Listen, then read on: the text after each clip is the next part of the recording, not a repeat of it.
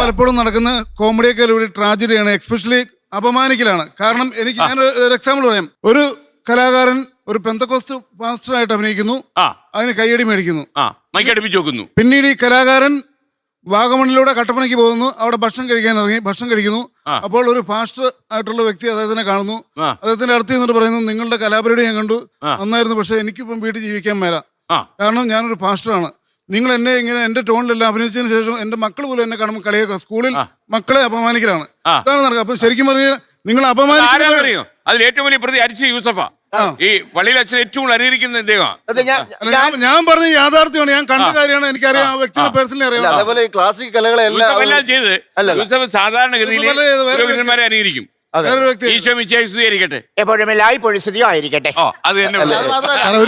ഒരു കാര്യം ക്ലാസിക് കലാരൂപങ്ങളെ അവഹേളിക്കുന്നു, ഗണ്ഡമാൻ അവഹേളിക്കുന്നു. ഇപ്പൊ കഥാപ്രസംഗത്തെ ഒരു ചാനലിൽ, പ്രശസ്തമായ ഒരു ചാനലില് ജഗദീഷ്, സിനിമാ നടൻ ജഗദീഷ് അവതരിപ്പിച്ച ഒരു പരിപാടിയിൽ കഥാപ്രസംഗത്തെ വലിച്ചു കയറുക.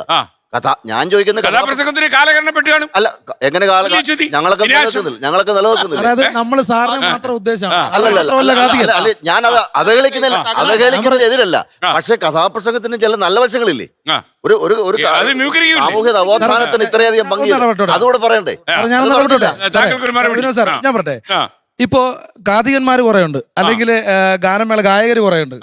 നമ്മള് നല്ല ഗായകരെ അല്ല, നല്ല കഥാകാരന്മാരെ, കഥാപ്രസംഗക്കാരെ അല്ല പറയുന്നത്. ഇതിൽ മോശമാരില്ലേ, അവരല്ലേ നമ്മൾ പറയുന്നത്. ജീവിക്കാൻ പറ്റുന്നുണ്ടോ? തീർച്ചയായിട്ടും, ഞാൻ അന്തസ്സായിട്ട് പറയുന്നു. ഇപ്പോഴും ജീവിക്കുന്നത് സെക്യൂരിറ്റി ഗാർഡ് അല്ലാതെ വേറെ വല്ല പുതിയ പരിപാടിയും പുറത്തെടുത്തു. ഇപ്പൊ നമ്മുടെ ഐറ്റം വേറെ അല്ലേ? ഉണ്ട്. അതിൽ വേറെ പരിപാടിയില്ലേ?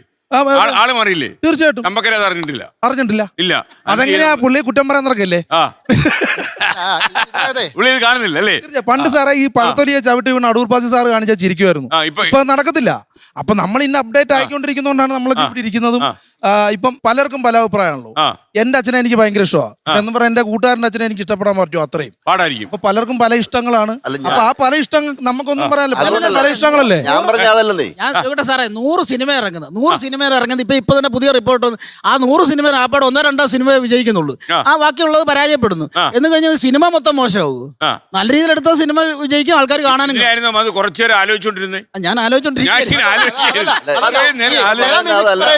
മിമിക്രി മോശമാണെന്നല്ല, ചില മിമിക്രി കലാകാരന്മാര് ദ്വയാർത്ഥ പ്രയോഗങ്ങൾ നടത്തി കയ്യടി മേടിക്കാൻ നോക്കുന്നു. അതായത് ഹാസ്യം എല്ലാവരും അല്ല,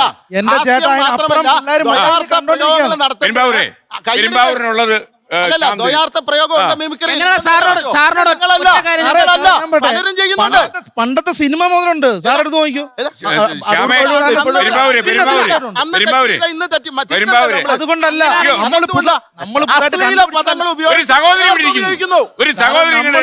കണ്ടുപിടിച്ചോന്നല്ല. അല്ല സാർ, നമ്മള് പുതുതായിട്ട് കണ്ടുപിടിച്ചതല്ല സാർ.